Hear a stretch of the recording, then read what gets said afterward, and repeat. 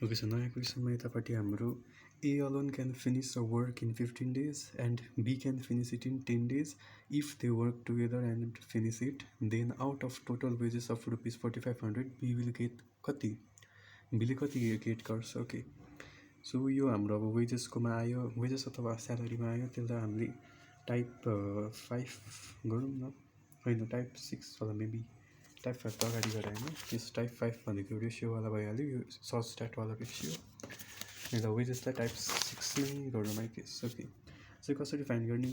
फर्स्टमा यो गिभनलाई हामीले सिम्पली लेखौँ है त, ए बी एफिसियन्सी र days. A alone can finish a work in 15 days भनेको 15 डेज भयो, अनि बी क्यान फिनिस इट भनेको सेम वर्क नै भइहाल्यो इन 10 डेज भयो होइन। अब यसको हामीले एल्सियम फाइन्ड गर्नुपर्छ, त्यो भनेको 15 10 भइहाल्यो, 5 3 टाइम 5 2 टाइम 3 2 टाइम 6 6 5 टाइम 30 हुन्छ, सो यसको 30 टोटल वर्क भइहाल्यो। अब एफिसियन्सी फाइन्ड गर्ने फर्मुला दिन थालेछ, total work divide by number of days, so that would be 30 divide by 15, त्यो भनेको 2, अनि पछि 30 divide by 10 that would be 3। So त्यसपछि यिनीहरूको if they work together and finish it भनेपछि तिनीहरूले वर्क टुगेदर त गरेको छ नि त, त्यही भएर तिनीहरूको एफिसियन्सी प्लस गर्नु पऱ्यो। एफिसियन्सी प्लस गर्दाखेरि is equals to 2 + 3 is equals to 5 हुन्छ। यतिको लागि त क्यालकुलेटर चाहिँदैन। अनि then out of total wages of rupees 4500 बीले चाहिँ कति गेट गर्छ? ओके, सो टोटल वेजेस कति छ? 4500 छ भनेपछि यिनीहरूले सँगै काम गरेको बापत, यति एफिसियन्सीमा काम गरेको बापत, यति एफिसियन्सीमा काम गरेको बापत तिनीहरूको वेजेस कति छ? टोटल वेजेस 4500 छ है। अब इफ एउटा अलिकति पुरानोवाला सोचौँ है त, यो इक्जाम्पल आफै क्रिएट गरे हो, यो मिल्छ कि मिल्दैन चाहिँ मलाई थाहा भएन, बट पहिला इफ हाम्रो 10 केजीको राइस दिएको थियो रुपिस 100 होइन, अनि हाम्रो 3 केजी राइस कति हो भनेर फाइन्ड गर भन्दाखेरि हामीले फर्स्टमा यो गिभन इन्फर्मेसनबाट हामीले रेट निकाल्थ्यौँ त, लाइक 1 केजीको कति हो, अनि त्यसलाई 3सँग मल्टिप्लाई गर्थ्यौँ त। यसकै 1 केजी निकाल्ने हो भने 1 KG is equals to 100 divide by 10 भनेको 1 KG is equals to 10 rupees भयो, अनि 3 KG is equals to 3 into 10 is equals 30 rupees हुन्छ। हो सिमिलरली यता पनि हाम्रो टोटल वेजेस दिएको छ यति होइन। अब हामीले बीले कति काम गरेको छ? 3 को एफिसियन्सीमा काम गरेको छ नि त। बीले कति काम फाइन्ड गर्छ? बीले कति कमाउँछ भनेको छ। ओके, सो हाम्रो सिमिलरली यसै गरेर यिनीहरूको रेट निकाल्नुपर्छ। रेट अफ वेजेस कसरी निकाल्ने?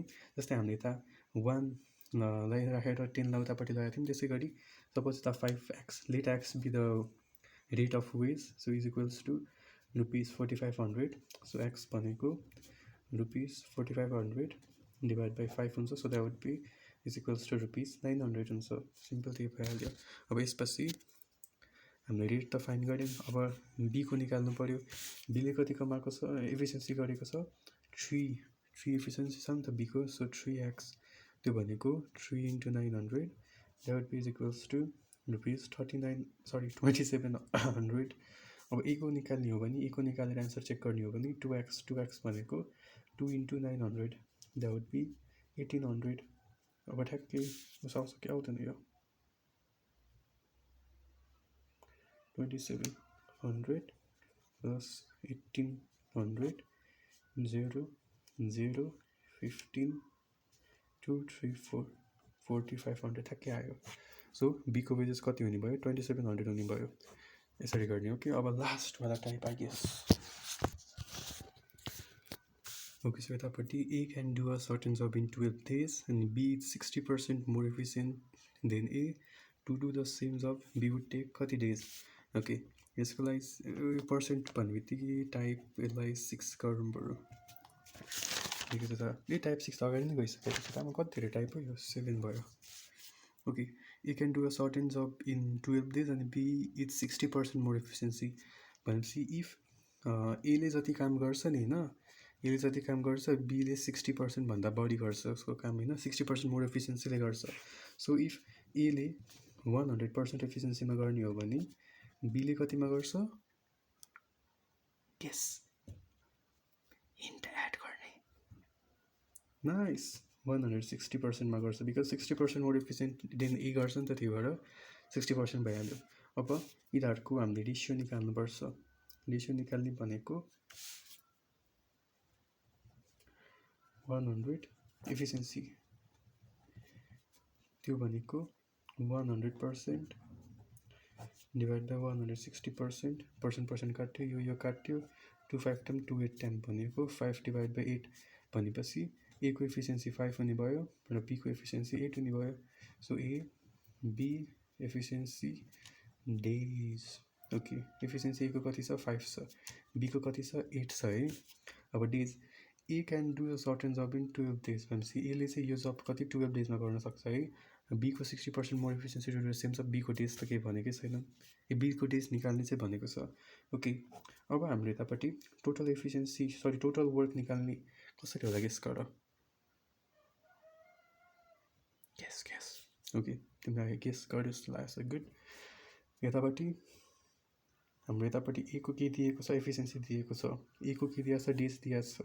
अगाडि हाम्रो के थियो, एउटा फर्मुला नम्बर अफ डेज निकाल्ने फर्मुला कि एफिसियन्सी के थियो, बट नम्बर अफ डेज भनेको total work divide by efficiency भयो होइन. यसलाई फर्मुलालाई ट्विक गर्ने हो भने टोटल वर्क भनेको number of days multiplied by efficiency हुन्छ होइन. हो, so similarly number of days कति छ 12 छ, इन्टु एफिसियन्सी भनेको 5 छ. सो द्याट वुड बी 60 भनेको टोटल वर्क कति आउने भयो, 60 आउने भयो. टोटल वर्क 60 हुने भयो होइन. अब बीले चाहिँ कति टाइम लगाउँछ त्यो काम गर्नको लागि. अब बीको डेज निकाल्नको लागि एफिसियन्सी पनि छँदैछ, टोटल वर्क पनि छँदैछ. यो अब डेज त निकाल्न सकिहाल्यो भयो होइन. So number of days is equals to total work divide by efficiency. Total work कति छ 60 छ, एफिसियन्सी कति छ 8 छ बीको है. So that would be 34 to 15 भनेको 15 डिभाइड बाई 2. 15 डिभाइड बाई 2 भनेको पोइन्टमा आउँछ, यो पनि पोइन्टमा छैन, यो पनि पोइन्टमा छैन, यो पनि पोइन्टमा छैन. 2 7 टाइम 14 14 15 15 भनेको 15 divide by 2. 15 divide by 2 simple. So that would be this. अब लास्ट यसकै ट्विन कजन क्वेसन. अब यसको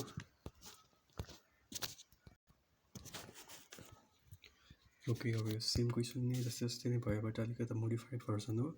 A can do certain work in 12 days. B is 60% more efficient than A. And how many days will B and A together take to do the same work? अगाडिको क्वेसनमा B alone थियो, यतापट्टि चाहिँ B र A सँगै काम काम गरेर तिनीहरूले कति दिनमा सकाउँछन् भनेको छ है. सो त्यसको लागि हामीले सेम अगाडि गरेको जस्तै Aले 100% एफिसियन्सीमा काम गर्न सक्छ भने Bले 60% मोर भनेको गुड 160%. यिनीहरूको वर्किङ एफिसियन्सी फाइन्ड गर्नको लागि यिनीहरूको रेसियो निकाल्नुपर्छ.